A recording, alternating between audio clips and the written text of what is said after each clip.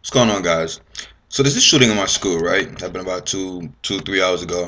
I'm upstairs, chilling, working. Second floor, we hear gunshots go off. In fact, I didn't even hear them bitches. My supervisor heard them. I'm in the room chilling. I forgot what I was doing, looking at some bodybuilding crap.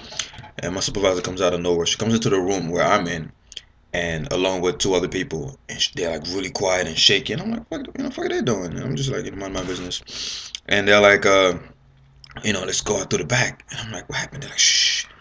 And I'm like, okay. I get up, and then the other lady's like, oh, there was a shooting. Yeah, I mean, there is a shooting. We heard four gunshots go off. Excuse me. So I'm like, oh, great, man. Only thing I'm thinking is zombie apocalypse. Please, zombie apocalypse. Please, zombie apocalypse. Anyway, we go out through the back door, and now we're in this weird, narrow corridor, and we exit that corridor, and then there's a staircase that has downstairs to outside, but we don't want to open that yet because we don't know what's happening. We're hearing sirens go off everywhere. We don't know where the shooter is, whatever. So we like stuck, at the top of the staircase. And my first option was okay, let's number one move away from the door. I'm gonna be on the side of the door and I'm gonna listen to see if somebody tries to open the other door. If somebody opens the door, the plan is I'm gonna ask who is it.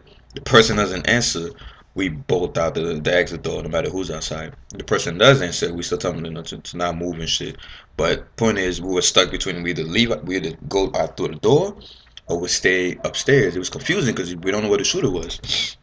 And eventually, my supervisor, thank God for her. She saved our lives because she showed us that fucking exit. I didn't know that shit was there. She opened the door. We went out, and then police everywhere, everywhere. I'm talking. I've never seen police come so quick. I mean, it's a white school. I mean, I don't know why I'm surprised, but we outside, and we had to wait for like so long. And we hearing stories from like the victims and the witnesses. Apparently, some white guy walked in there with a shotgun. Dude walked in. He didn't bust in like don't. He just walked in all cool. And in fact, one guy even said hello to him. Another guy was like, "Yeah, hello." And at first, people thought it was like a prank or a joke. And he literally went up to the front desk and started shooting at the receptionist. And when that happened, people started leaving. One of the guys I was talking to, one of my friends, he bolted out when he saw the shotgun. He said he first thing he thought was, okay, it's now an assault rifle, so he can't spray. So you could tell that guy plays Call of Duty because for him to analyze that this quickly, and he bolted out. He was like, okay, this guy can't spray, so I could run. So he ran, and as he ran, everybody else started running. And next thing you know, pop, pop, this guy was shooting at the receptionist. One lady got hit, and she was hiding under the desk. I think she got hit in the face a little bit, and I think somewhere else, and he was telling people to come out from under the desk. And obviously they were like, "Fuck no," And he kept shooting, and I heard he went through the hallway, tried to open the door, shot in a few classrooms and things like that. And but anyway, long story short, police was everywhere. Helicopters came, the rescue squad came, part of the army came, the assault rifles. I was like, damn, is that a Scar H? Is that a fucking M16? But anyway, they came in and tried to calm everybody down. Obviously, we couldn't get back in, so I couldn't get back in and get my book bag and my wallet, my phone. Thank God, somehow I had my keys in my pocket, because that's what everybody pretty much. You're not going back in. It's a crime zone. It's a crime.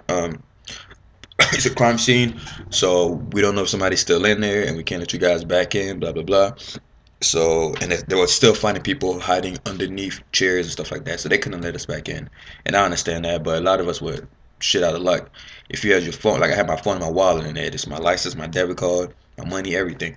Thank God I had my keys. But if my keys were in there, I would have been stuck. There's no way getting home.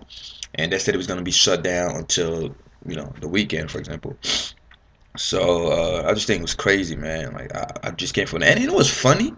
Uh, Anyway, like the helicopter came, took took the lady that was badly injured straight to the hospital. Everybody else made it, out through the emergency truck, whatever you call that shit, and the ambulance. I'm tripping balls. And I'm outside, we all outside just waiting. I mean, the whole school had to evacuate, the whole mall had to evacuate.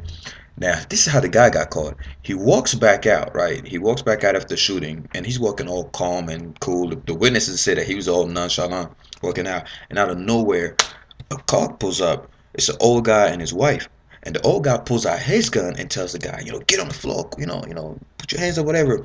And according to witnesses, that my friend was like, because he saw the whole thing. He said It looks like as if that old man was probably a retired officer or whatever, because he knew exactly what words to say and what to say. He wasn't just like freeze, and he detained the guy until the police came and called him, whatever. But yeah, man, I think it just happened just like this, just like I said, it just happened 2 hours ago. We finally got released to come home because they were like, you guys not gonna get your shit today. So sorry, we got to go in and make sure all the suspects are apprehended and whatever. So far, it's only one guy so far. And man, it's crazy because we were just upstairs. It happened here, and we were upstairs, and we had to make it out through the door. So it is crazy, man. It's crazy. Dude had a shotgun. Came in and started shooting at motherfuckers. People were running left and right. And what was I gonna say? It's funny because I had a dream before I woke up today. I had a dream last night, and in my dream, the whole world population, it was a whole bunch of people, the whole world population, we were at sea. I mean, at the beach. And then once again, I told you guys I have a lot of dreams about floods. I don't know why. I have tons of dreams about floods for whatever reason.